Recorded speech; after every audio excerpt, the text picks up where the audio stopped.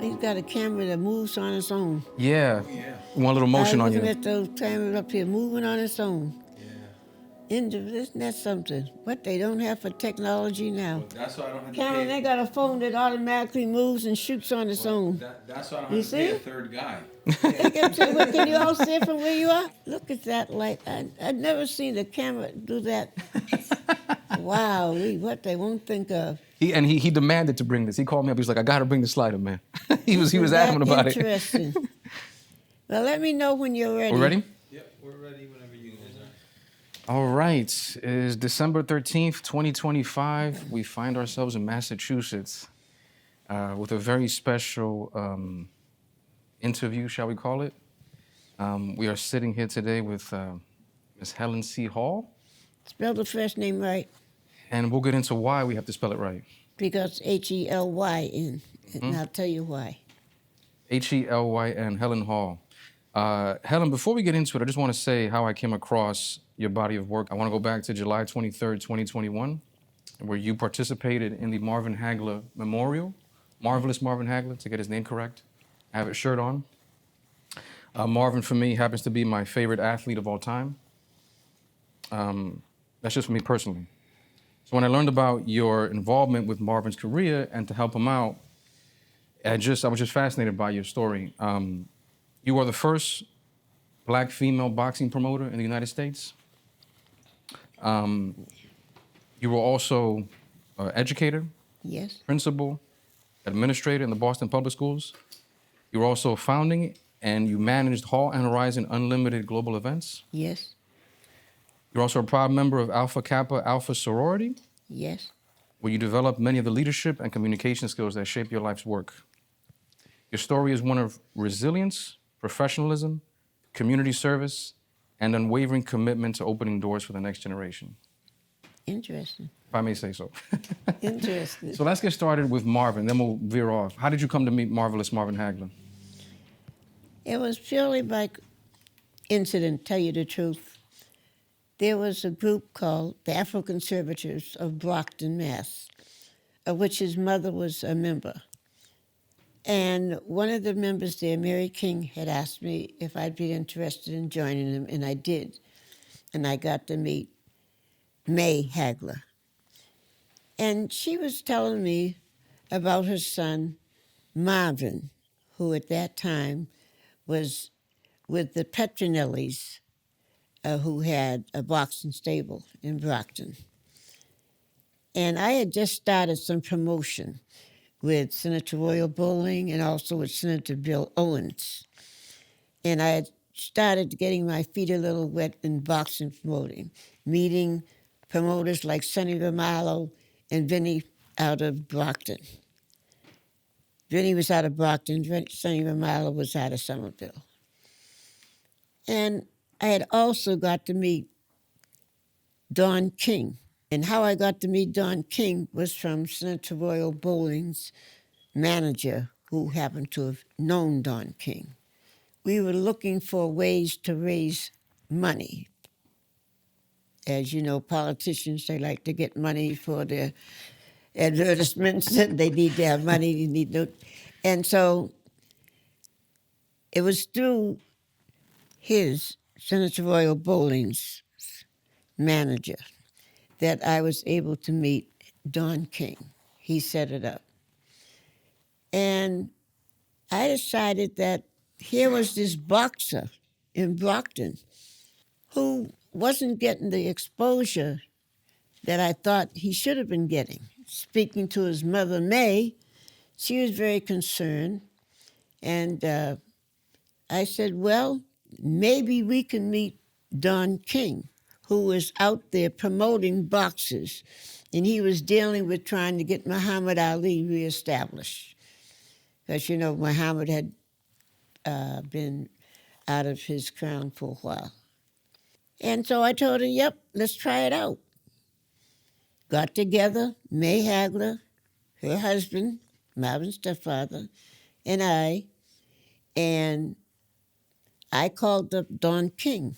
And he was very much interested in the fact we were talking about Marvin Hagler. And he said, well, I need to meet him. So we got Marvin to agree, and all four of us went to New York. Teddy Brenner at the time was very tied into Don King, and he and Don King set up a meeting for us at Madison Square Garden. And that's where the four of us met Don King. Well, to shorten that story, when we got back to Boston, Marvelous Marvin Hagler decided he owed the Petronellis, and he felt best to deal with the Petronellis than to really go with Don King, because the Petronellis had allowed him to be in their stable of fighters, and they were getting him some boxing matches. But the Petronellis were really focused on their son and nephew, Tony Petronellis. So I was trying to help Marvin get to the higher level. And his mother agreed. She worked right along with me. So the next thing I knew was that I had a meeting with the Petronellis, and I told them that I had taken Marvin to meet Don King. And that changed the tables all around. Instead of Marvin being the second line in the fiddle, Tony became the second line, and they started promoting Marvin like white on rice. And the rest is history, as you know. Marvin became Marvelous Marvin Hagler, and he won the middleweight crown, as you know. Mm-hmm. And I stayed in contact, as his family stayed in contact with me all the way through. I knew all about his marriages. I knew all about when the divorce happened. I knew all about his second marriage, whatever. They always kept me in contact, in communication. And in fact, the reason we're here now is because his mother, May, had brought me to a memorial for Marvin. Mm. And the person in charge of this promotion, talking about you, Mm-hmm. saw me there. And I guess as a result of my being there and what I had to say, I did speak at the memorial for Marvin. And the next thing I know, I get a telephone call from you. And here we are now. I love the story about you and Ida May, because you met with Ida May at the Afro Conservatory. Is that correct? Right. In Brockton. Right. There was a group of women, and they formed the Afro Conservatives. Tell me about that group. How'd you find yourself there? Well, I knew one of the founders, Mary. I knew when she was in Boston before she moved to Brockton. And so she was the one that told me about it. And that's how I met May. And at the time that you met Ida May, were you already knee deep into boxing promotions? I had already started with Don King. Right. Yeah. But the closed circuit promotions. He was dealing with Muhammad Ali on closed circuit. I had it for the state of Massachusetts. Yep. I found it interesting. It was a good promotion because money was made. Senator Royal Bowling got some, and Bill Owens. Mm-hmm. Both of them got money from the promotions that I put out there, and both of them were boxing promotions. Gotcha. It had to do with Muhammad Ali. So you saw a similarity between raising money for political campaigns and boxing promotions. I used boxing promotion for the political campaign money. Well, people were interested in they were interested in Muhammad Ali. That was the first thing.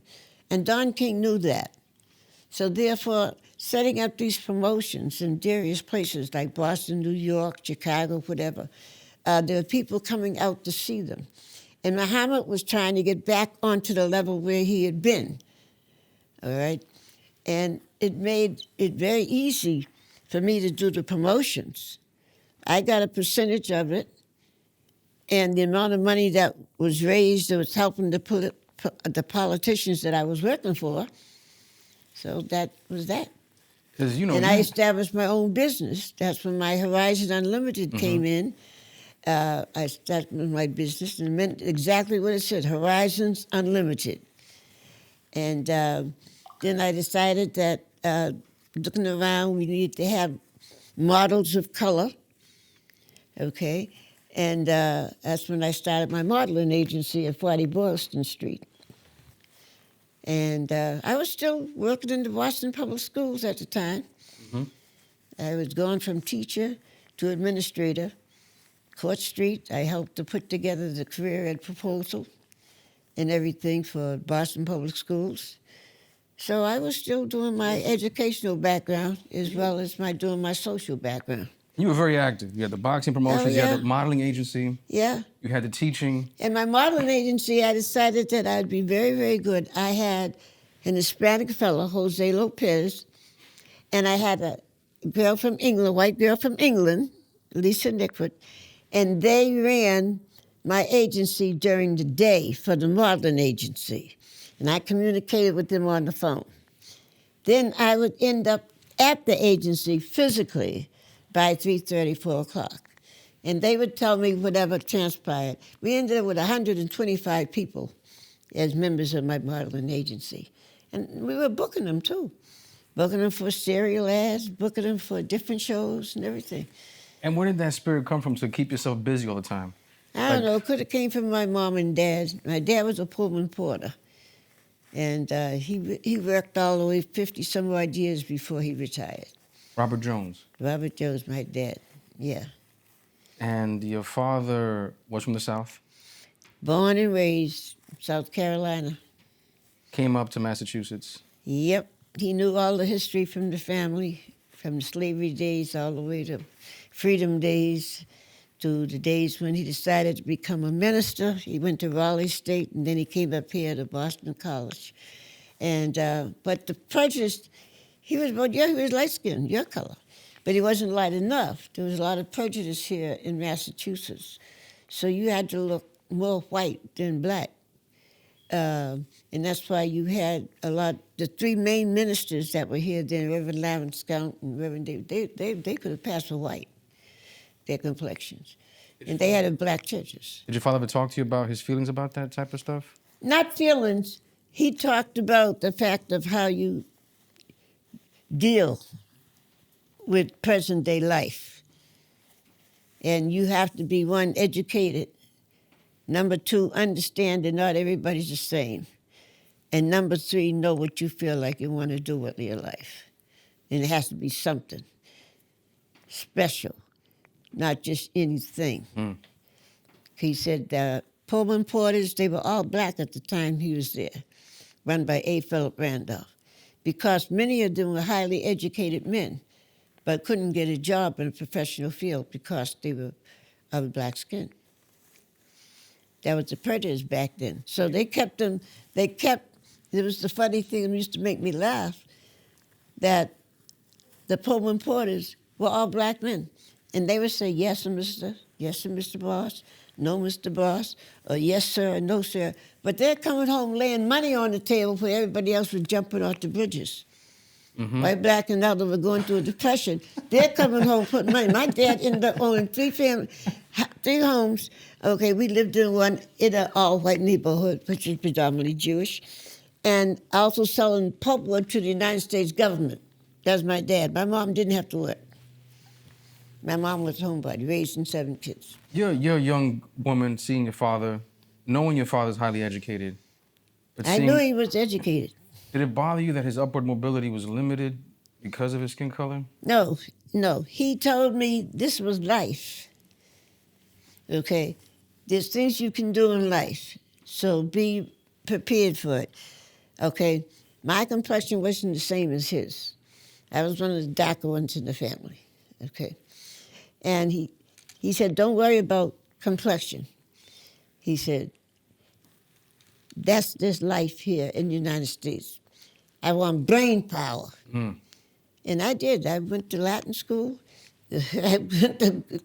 I graduated, went to college, made honor rolls and stuff, whatnot, got my job and everything when they weren't taking on blacks. So I did move ahead in the educational field like he told me. You don't worry about the color of your skin. He said, that's just the way it is here. That's not, he said, your brain power is what's going to get you through. And you got to teach in Paris, correct? Oh, for the United States government, setting up United States, not in Paris, setting up United States dependent schools for Europe. And you were how old? Oh, I must have been about what? Let me see. You take 34 to 1958. 24. That's Am I right. right? Is my math All right on that? right. I think my math is right on that. Okay. I think my math is right. Okay. Working for the United States government, setting up the schools for, they called American Dependent Schools. These were for the children of the soldiers, people in the American service, because we had army in France, we had armies in Germany after the war, and they had dependents there living with them. So we had to set up schools, American schools, for them. So we did. This one was set up in Verdun, and I was one of the teachers and the administrators that set that school up. What feelings come up for you when you hear the word brain power? What feelings come up for me from this is brain power, When you hear common the- sense. Common sense. You don't have. Don't give me the book knowledge. Give me the common sense. Okay, That's something my father would say. that's You, right. you said to me that your father had a phrase he would use. He would say, "Look where you're stepping." That's you better, because some things that you think are supposed to be smooth and easy, you might find out once you step on it, it's got to be a whole lot of bumps and rocks in there and cracks. Watch out for the cracks, because you slip in the cracks, you might not be able to get up. So you got to know how you're stepping. And don't be discouraged by too many things, because not everything's going to fall in your lap. And he used to tell us about the fact how he wanted to become a minister and how he ended up as a Pullman porter. And yet he had all those degrees and things and whatnot, but it wasn't accepted because of who he was. So therefore, they made the most of it by saying, okay, we'll make money and we'll get ahead and we'll be able to take care of families as Pullman porters. And so A. Philip Randolph set it up, all black men. It was just all people of color that were Pullman porters under A. Philip Randolph back in the day. Buying homes, buying businesses, and getting over, like what the term used back, fat rats. Whereas all these other people are jumping off the roofs and everything else because they're losing money, they weren't. So in some ways, those folks were better off in some ways. They ended up better off because they used them. They said, okay, you're trying to say we don't have it, we'll show you how good our minds are. Our minds is bent on survival. And it's clear that your father was also a man of faith. Oh, yeah, you had to, that was a definite. In the house, we started off, because like I said, he used to be preparing himself to be a minister. Well, so what was the conversation of faith like around your home? My mother accepted it, so we did. Yeah, you back in the day, you didn't talk back to your parents. When I came along, that was not it. But hit the table, you ate. What time they said you were going to hit the bed, you went. Because those are the days of the strap or the belt. And you didn't want either one of those. So you went ahead. You went ahead and did what you were told. Because I grew up during the crack epidemic in New York, and my father had the belt. But I think my father was aggressive with us because he knew what the consequences were outside. Uh-huh. And he knew that he had to drum that lesson in hard. Uh-huh. So when I hear you say that your father was telling you, look where you step, That's right. I hear that as a statement of faith as well. I don't Oh, think yeah. It's not a literal thing. But he was a believer Yeah. in Jesus Christ the Lord. Okay? He was a believer in the Bible. And we had a real thick Bible that he would read from. Now, he wasn't there 7 days a week because sometimes being on the road, okay, his train wasn't back in Boston. The train might have gone from Boston all the way to Florida. From Boston, Massachusetts, all the way down to Miami, Florida. So that whole Pullman train ride took 2 days. It wasn't like you went down and you were back. And so therefore he And you wanted got no cell phone. You can't call your father to see how he's not doing. back in those days. Dad, where you at? There were no cell phones, but Mom was the cell phone. They had the same philosophy. And you weren't going to talk back to my mom. Nettie. So, yeah, that's right, Nettie. You got the name. Mm-hmm. You weren't going to talk back to my mom, okay? She was half Native American and half African slave heritage. And she ruled a tight house for the seven of us. She had been married before, and her husband had been killed by the Ku Klux Klan. What? Her first husband, Richmond. Ed Down Richmond. south or up here? Down south. Yeah, she was married to Ed Richmond. And they found him dead near railroad tracks. But the rumor was that he had been cut. They said he was uppity. That was the statement that we were told. Said when we have family reunions and everything.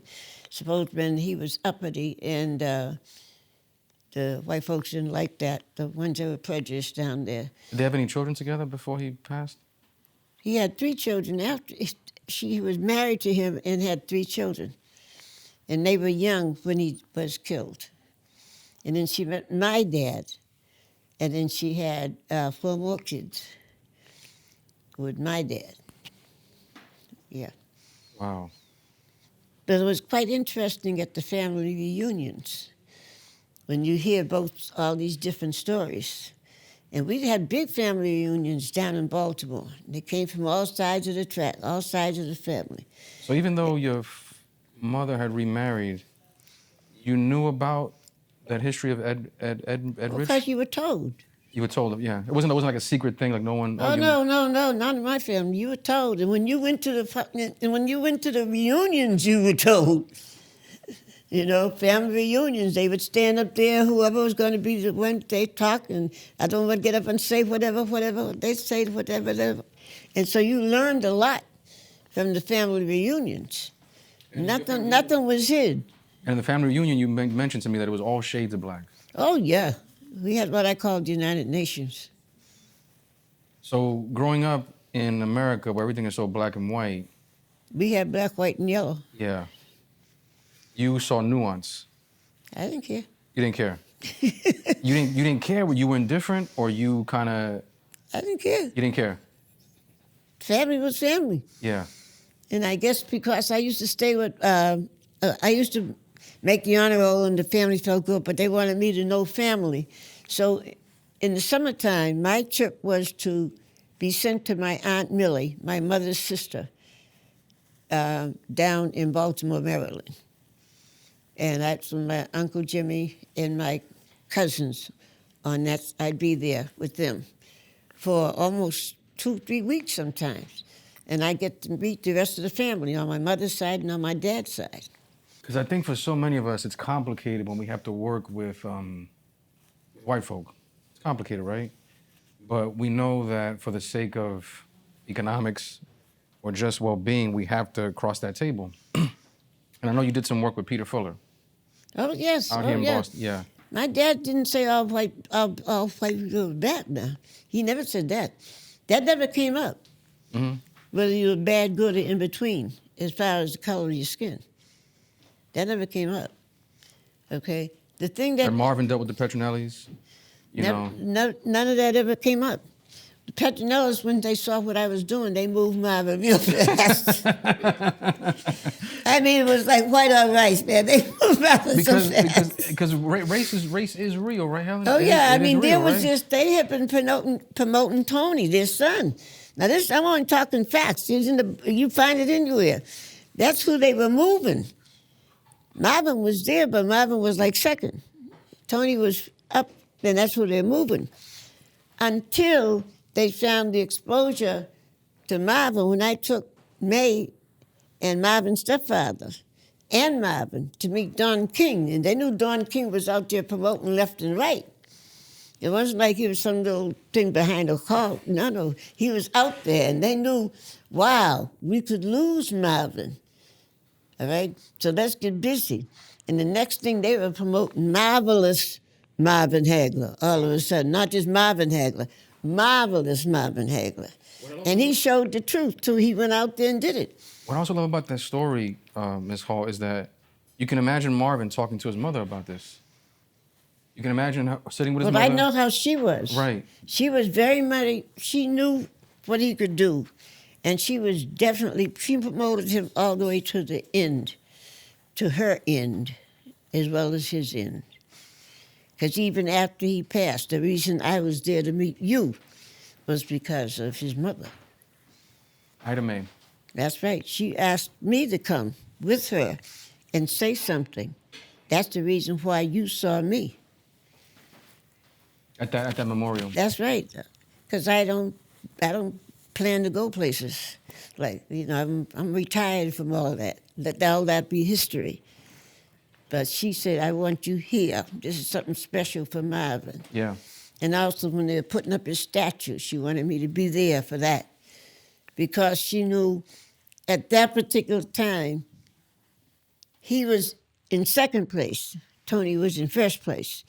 And she feels because of the fact of what I did made Marvin first place and then brought Tony down to second place. So Ida Mae is sitting there watching her son train, and she's watching. His mother She's was watching. there. His sisters and brothers that are still alive today can tell you that. They're still alive. He's got sisters and brothers still alive. And then she's watching her boy training, and she's going, Well, she can see what he can do, but the limitations, she saw that too. And then does that at all go back? I'm just sorry, maybe I'm reaching here, but like I feel like it has rhythms of your father.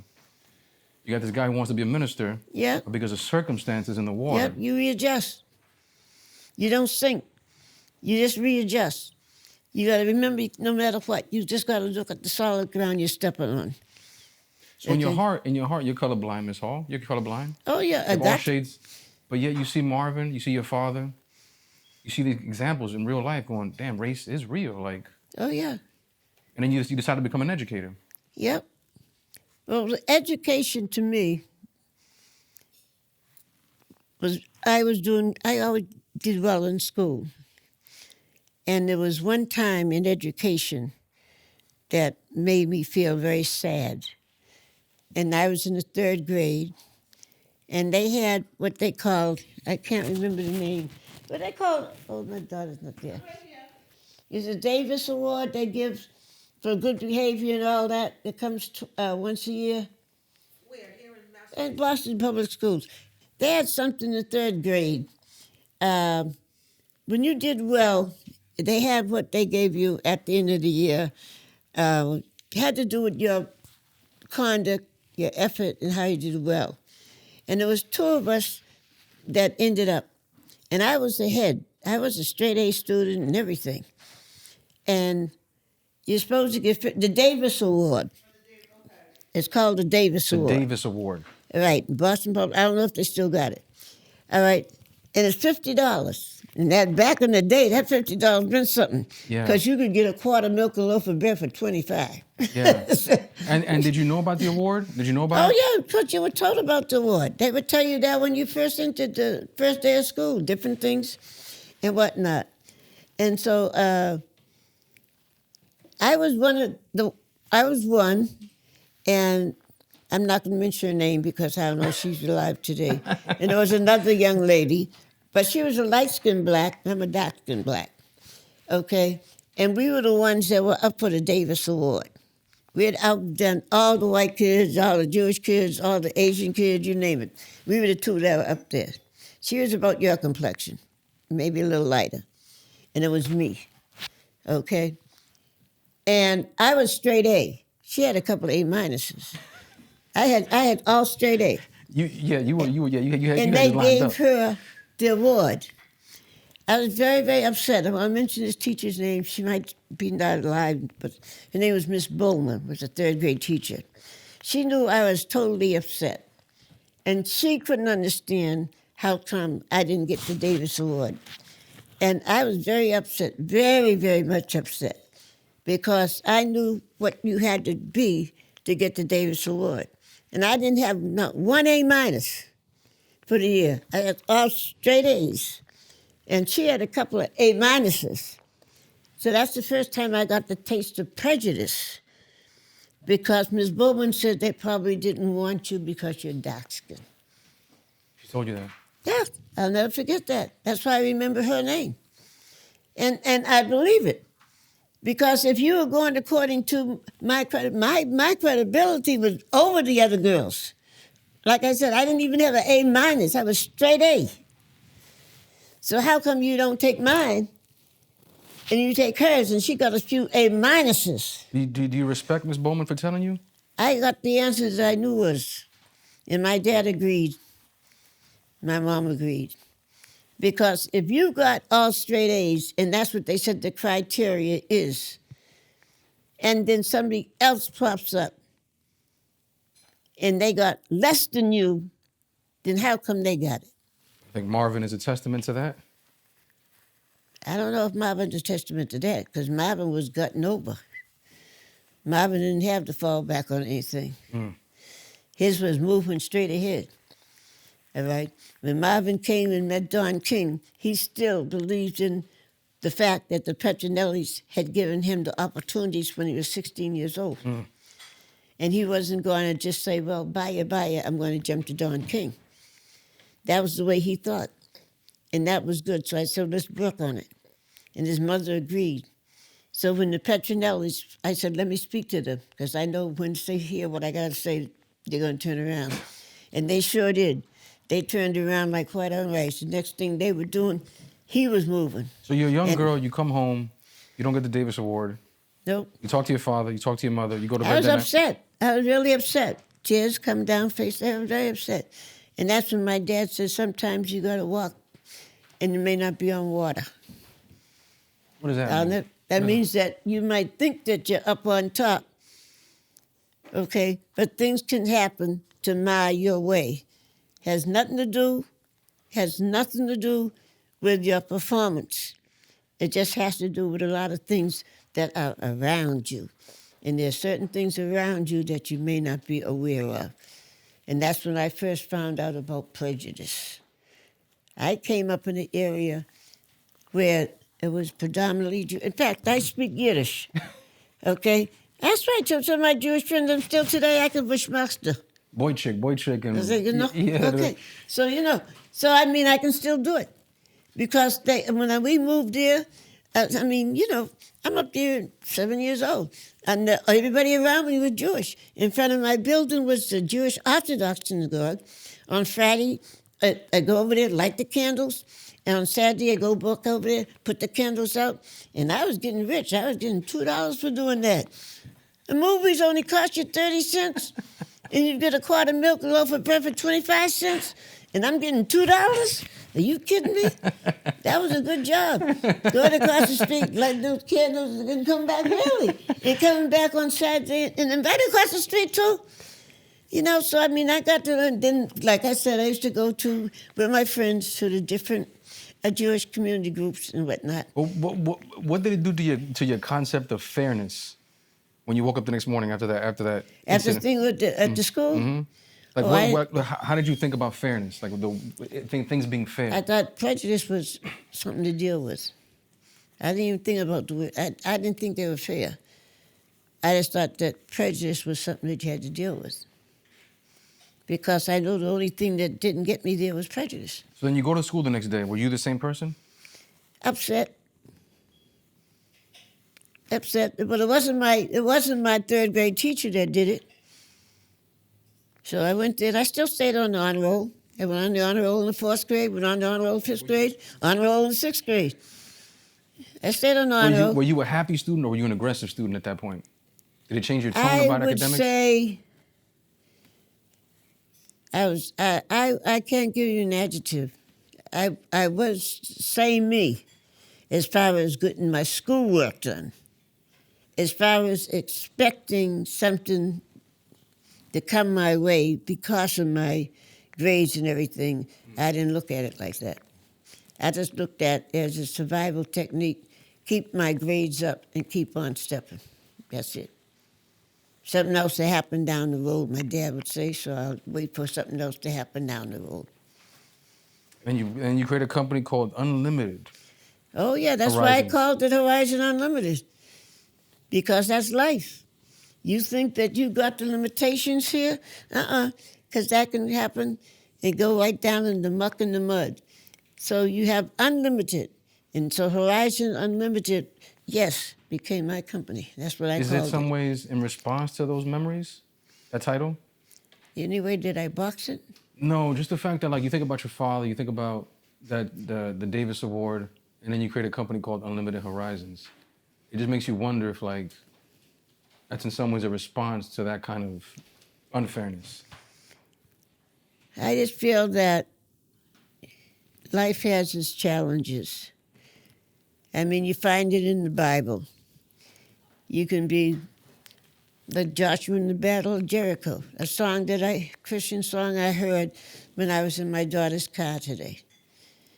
And it comes right down to this. Joshua in the Battle of Jericho. God told the people, don't fight. They're out there fighting, don't fight. And didn't he turn around and help them to win? And they didn't fight. And that's in the Bible, Ezekiel. Okay? Joshua in the Battle of Jericho. And they talk about how they were fighting before, and how they were losing. And God told them, don't fight. And the people wonder, what are you talking about, don't fight? We gotta fight. It's what it says in the Bible. So I said, don't. So this time they didn't, and they won. So sometimes there are challenges in life. I took that to be, sometimes there's challenges in life. You can knock your head out, you can do everything you want to do, and it doesn't come to be. So sit back, reevaluate the situation, and move in a different direction. And that's what I take that Christian book, like I was listening to in my daughter's car this morning. That's what Joshua in the Battle of Jericho means. Sometimes you knock your head out, and you lose. So stop knocking your head out, sit back, analyze the situation, and then start to step carefully. And see if you keep stepping on solid ground. Would you call that grace? I don't know if it's grace, but God's grace is with you, though. When you turn yourself around and start stepping in that direction, you know, sometimes you might have to see things, and the way you see things creates you to be able to move in God's grace. Okay? Sometimes you think you know the answers, but you got to sit back down and look at the whole picture. Because what I always get caught up in, Helyn, is like keeping yourself open to that grace. That's the key part, like keeping yourself open to it. You can't shut yourself down. That's what Joshua in the Battle of Jericho tells you. You can't shut yourself down, and you can't keep stepping like you think you're stepping. Sometimes you got to sidestep. Pivot. You might not be on solid ground, so you need to sidestep and get on solid ground. And the longer you live, I'm with you in my 90s, the longer you live, the more you see that to be so. And you can plan, and it doesn't matter. Look at all the rich people out there, all their money falling down. And there's a lot of people with no money coming on up. And looking at the people in between that walks on just a medium ground. The more you look at life, you see the challenges. And you say, how come that person with all that money and all that happened to them? And then you see somebody over here didn't, and all of a sudden you say, how come? That goes to challenges of life. And meanwhile, you got a Pullman porter who's buying land in South Carolina. Oh yeah, he did better than some of my friends and fathers that were jumping off the roofs. Because I was surrounded by a lot of white folks. So, I mean, a lot of their fathers were jumping off the roofs. They were jumping off, yeah. Committing suicide because they were losing money. Oh, that's a fact. That's a historical fact. The Depression, that was during the Depression days. So sometimes we think we're in a bad situation, but God has put us in a certain pocket of safety. Right. And your father took that Pullman porter job and That's leveraged right, it. and not only him, but a whole lot of them. Like A. I Philip said, Randolph, they right. were all black men under A. Philip Randolph. All black men. And more than 90% of them had degrees. And they all had families, they all had kids. The ones that I knew. So a whole generation of kids grew up with these Pullman porters. Oh, yeah, you had a whole lot of them. And the kids went on and did well good, too. Survived, too. Oh, yeah, those were the days. Because that was the limitation of prejudice that was put on people of color. after they got finished with the slavery and then they didn't want to just be sharecroppers or just work on farms. They wanted to go. And a lot of the Pilgrim porters would hide them on the boxcars, on the trains coming out, and taking them into places like Chicago and Philadelphia and Detroit, Cleveland. That's why you got a lot of people up there that came from South Carolina, because dig they're it. trying to help them to get around.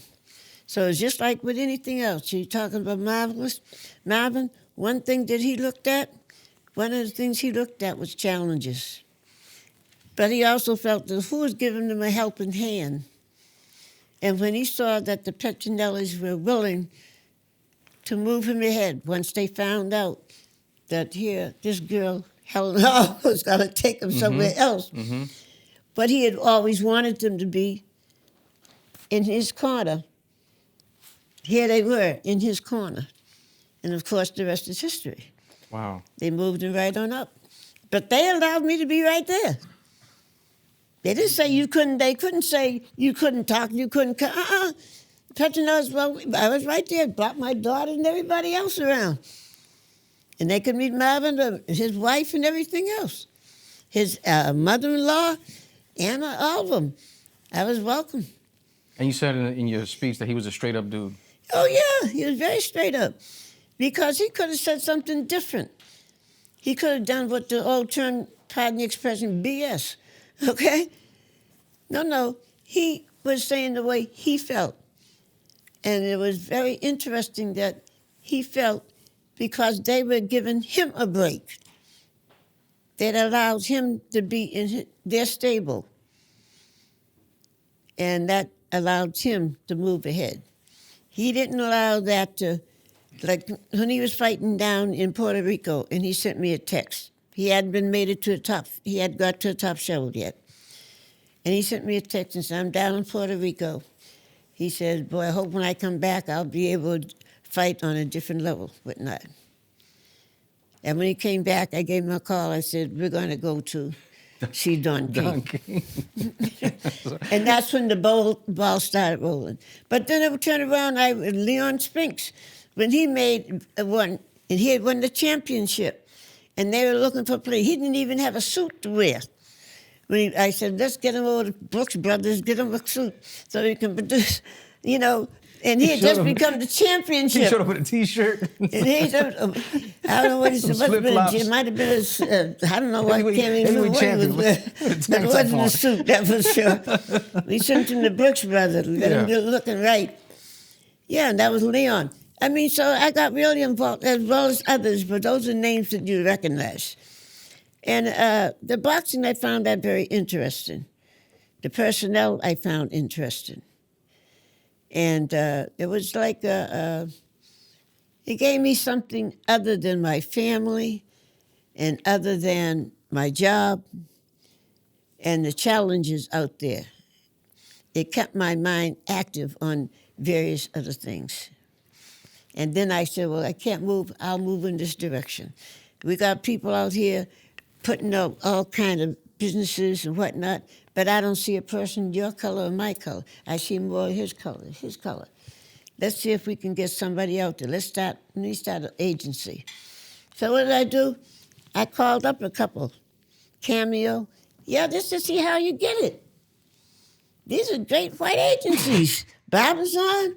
You kidding me? That was one of the biggest ones. You just called him up? Yeah, called him up and I said, I'd like to, about your agency a little bit. Just what's involved, whatnot. And then by the time they got finished, I said, now I wouldn't know what to do. I called them all up, right there. There was Barbizon, there was Cameo. I said, we're going to set my own. I had 125, and they were getting promoted. I mean, they were getting jobs, too. Yeah, and then I said, let me do it right.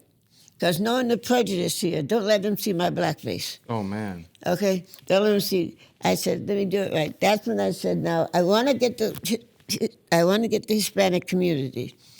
So make sure we get somebody. That's when I got Jose. And got Jose. And he was willing. I'll tell you what happened to him when I stopped. And Lisa Nickford, I had put out, and she had come in, and I said, and she was from England. and she had just moved into the United States or whatnot, and I put those two in charge of my agency. And that's how I ended up with 125 people. But they didn't sign the final line until after they met with me. So I would come in after school to my agency, and they would tell me, and they have the people, I said, okay, we'll let this Let one, me get this we'll straight. take that one, You we'll got a let this white- one, we'll take that one. You had a white woman from London and a Hispanic dude as a front man. For the Yes, sure agency, did. 'cause- And that's who you all talked to. right. You all didn't see me until Right. after they said you were Because okay. you knew what the That's right, because they had to communicate with me on the phone, and I knew I was coming in, so they had to tell me what had happened that day. Sure did. And then you're a principal by day as well. And or at that time, was assistant principal. And then at the same time, also a boxing promoter? Oh, yeah. All three. Oh, yeah. And I also was dealing with my sorority, moving on up in my sorority. How did you reconcile? So it might be a hard question. How did you reconcile the violence of boxing? How did you reconcile for yourself? Okay. The way I looked at it was you had some promoters that were placing boxers in a very nasty way. Because you were out to make money. Instead of you looking at that particular boxer, can he fight this one here? What's the level? Okay. Not just for the money. With me, you had to qualify. It wasn't a matter of money. A lot of boxers put you out there even though you weren't ready to be out there against somebody that you know could beat the mess out of that person. That wasn't me. That's a big topic right now, Helyn. A lot of But fights that's are what it happening. was. Yeah. That's what it was. It was a money game. It was a money game. So you got people out there that want to promote their boxers. You promote your boxers by how many boxing matches they win. So it was a money game. I wasn't out for that. Did being that way in the business push you out? No. Because you wouldn't. Because you make your choices. You make your choices. And they're there to promote fighters. And once you know that you're there, especially you check. And I finally decided I was only going to deal with two people, Bob Arum and Don King. Top of the line. That's where I was going. I mean, they were literally the top of the line. They Literally. were. Yeah. And that's where I was going. Okay? And seeing as I had already made contact with them before, then I would say, look, I would have such and such coming up, and I'd like to have two good fighters, and don't give me no flukes. Because I'm not going to have no fluke fighting him. He's got a good name, and I want that name to stay good. And the boxer, I'm not going to have somebody out here to be slaughtered. What was it like for you initially meeting Bob Arum? What was that like that? Bob Arum? Yeah. Oh, it was interesting. Well, he was trying to outdo Don King, so it wasn't me. Right. He was trying to outdo Don King. Right. So, I mean, Right. it made it very easy for me. Right. You know, so it was whether I took him on or whether I didn't take him on. He was all right. He came all the way here personally. Did those guys immediately take you in, or did you have to prove No, yourself? no. They came, Don King, I went to him. And as a result of me going to him because of Senator Bowling, all right, and getting established with him, then my name was recognized, okay, because I was doing good. Don King was doing good, all right? So I guess he and Bob Arum were sort of in comparison with each other. And then when I got to deal with Muhammad Ali and Sugar Ray Leonard, Bob Arum then started to call me. Where he got my number from, who knows? But he called, and that's how I got to meet him personally. Yeah, Helyn, if I could just say this, I feel like you have a way of like, it was interesting. you have a way of like entertaining people's interests. Well, what life Based is, on we're what going to they're- get ready? Okay, we got to get ready. Okay. No, you don't have to get ready for anything. I thought you were coming there looking at the time. Okay. Okay, We're about an hour in. okay, I told you we wouldn't go past 90 minutes, Yeah. so I just want to make sure we respect your time Yeah. too. yep. So, I mean, if she got a good picture of me right back there. Got a good pic. What's that one? You know, she can bring that. That's my good picture. A good picture. They all good. Yeah, bring my good picture. It is, Karen. Let them see my good picture. Well, it's Helyn Hall. Let's see it. Let's see it. Bring it up here. Women's right Service there. Club of Boston. She won an award in Boston on That's- ABCD. My Women's Service Club of Boston. I just want to notice the calories on the. I love that. That's right. I'm a big fan of that. That's right. That's a beautiful picture. Yep, that's when I had a lot of weight. You might. All right. Sensitivity. Did you pick that word, or they picked it for you? They did. Everything up there they wrote. I had nothing to do with it. Women's Service Club of Boston. The world's first female African-American professional boxing promoter Yeah. and the entrepreneur behind Boston's first African-American modeling agency, trailblazer Helyn C. Hall, That's right. has been a leader in social and economic justice, philanthropy, and community activism for more than 5 decades. That's right. Ms. Hall, the granddaughter of freed slaves. You need to copy that. That's from the Women's Service Club of Boston that put that together. She was I an didn't write that. educator. That's them that put that whole thing together. And they gave me a special award that day. So that's the information you got in a nutshell, right there. And then, I know this means a lot to you, Ms. Hall, but it says here, Ms. Hall's philanthropy includes funding the annual Lorna T. Hall School. That's my scholarship that my husband and I, when my daughter Lorna, she died from eating something that was with peanuts, had peanut butter. She was allergic to peanuts. Nowadays, they tell you. Yes, she had gone to work that day, and I always blame myself because the Chinese food that I had brought home had peanut sauce in it. And she didn't eat it that night because she had just gotten engaged. And she'd gone to her job. And lunchtime, she took one mouthful. She was in the same, she had become secretary in the same school that I was in. And when she came to me, the only thing she could say was, "Mom, her mouth was very swollen. I can't breathe." And she died in my arms right there. Yep, that was my daughter. And after that, they let people know about peanut allergies. And I forget the name of the medicine that people carried a pin. EpiPens. EpiPens now. So now you'll find that they'll say, "You got peanut allergies?" No. Where'd you get the name Lorna? Lorna? Her father gave her that name. Yeah, you guys have it right. Yeah. You guys got it right. we get some access. You guys got it right. I mean, it's clear, Ms. Hall, that sisterhood has been very important to you. Oh, it was. That's the Alpha Kappa Alpha Sorority member. I'm now almost a diamond. I got a couple more years, I'll be the top of the line. I'm right now close to the top of the line as a pearl. I'm up there. I think you're already a pearl Yeah. in my book. I'm a pearl. I'm at that level. They call it pearl level. The next one is diamond. So a couple more years, I'll be diamond. That means when I go any place, they have to move over for me. I mean, so you're interesting, Ms. Hall, because you clearly have a strong father figure. You have a strong connection to your father. Mother was strong too. Mother was strong too. She was very strong. She only graduated from 3rd grade. Nettie. My mother, yeah. Well, she came from a Native American background and Afro-slave background. And they were messing with the Native Americans back then. So her side of the family was Native Americans hid so they wouldn't have to do that Trail of Tears. So when you look in the mirror, what do you see? You see Native American? You see black person? What do you see? I see everything except white. Except white. Even though all my kids come out much lighter than me.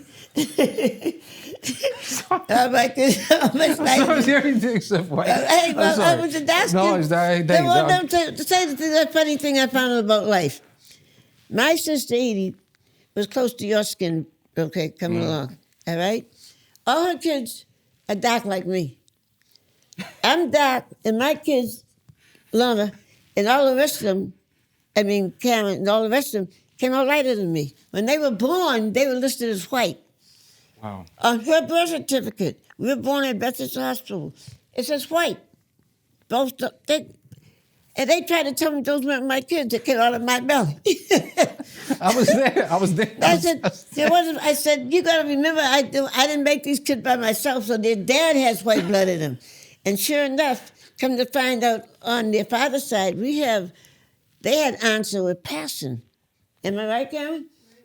Have aunts that are passing for white on her father's side. Okay, so she came out, that's why that side, but it goes to show you what comes in your belly. So everybody that came out of my belly came out with more his genes, and so that's why they look white. And they went to school as white.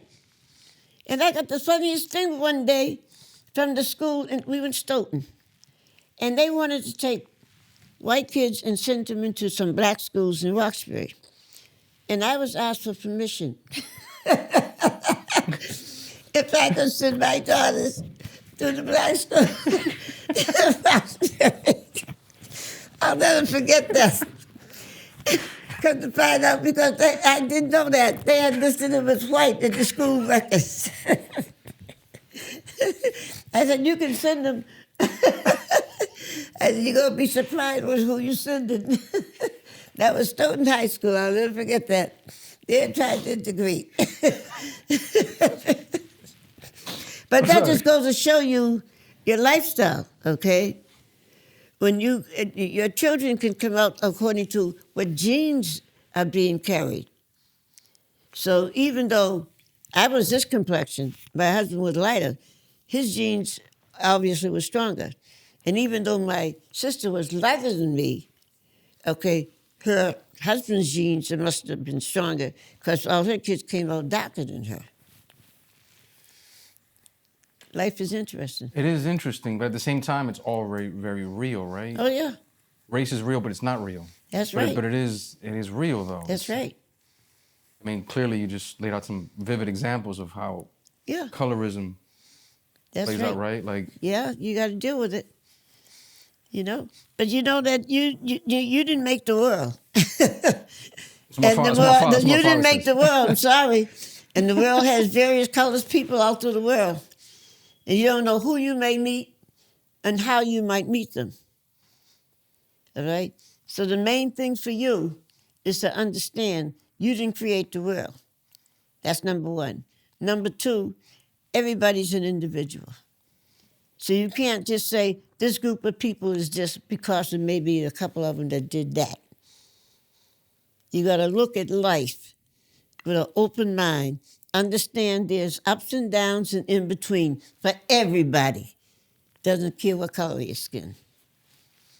Or income level, or Physical too. Financial, could be anything. No matter who you are. so we should stop counting other people's blessings. Don't worry about it. Just deal with your own. You got to survive. Forget that. Your name's not Eisenhower. Your name's not... Okay? So forget it. Nobody coming to save you. Okay? Nobody coming You to have save to you. deal with your own lifestyle. All right? And hope that you're on solid ground. Do a little research. Okay? If money didn't drop out the sky and come in your pocket, then don't worry about it. Go out and make some, but deal with it so you don't have to end up in a jailhouse. You know what the good parts are. You know what the bad parts are. All right? Some challenges happen. But you got to look at how you're going to deal with these challenges and understand that you are not unique being an individual. There are many people out there walking around just like you are.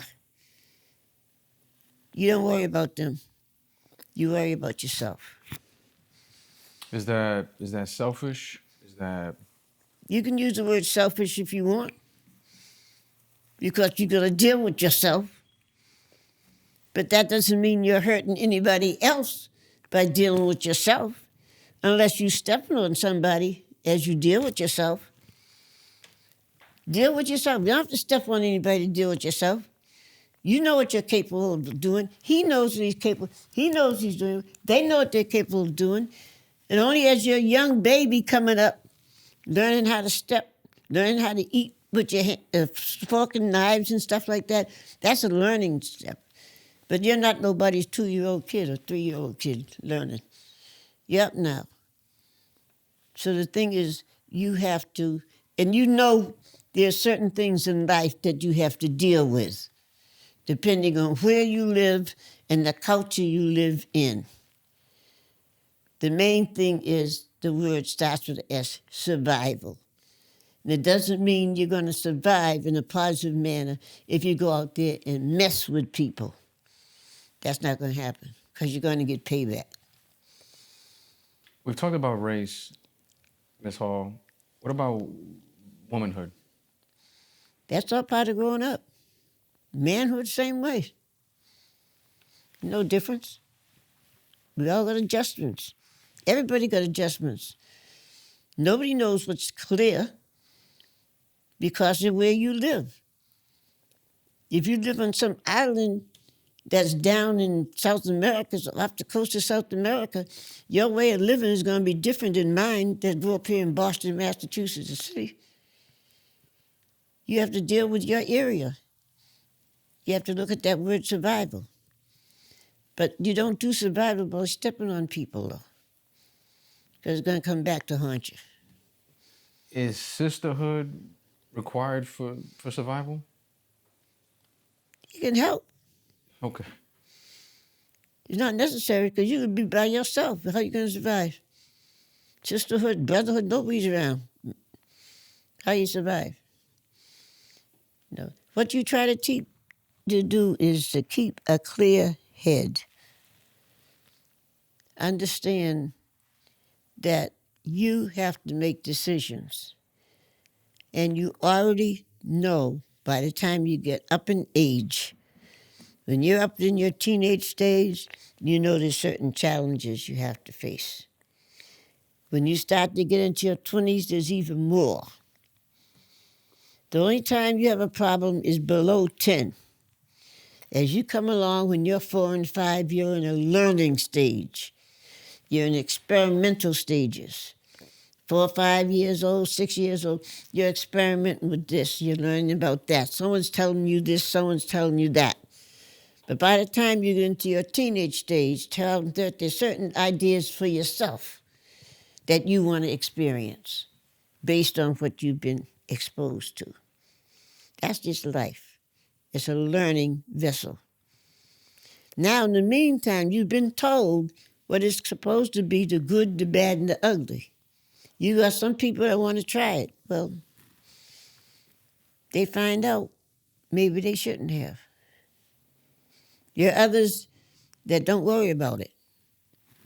They find out they shouldn't have. There's no clear cut for anybody. The only thing for everybody is to understand life has its changes. And what might work for you may not work for him, may not work for him, or may not work for me. You never know that.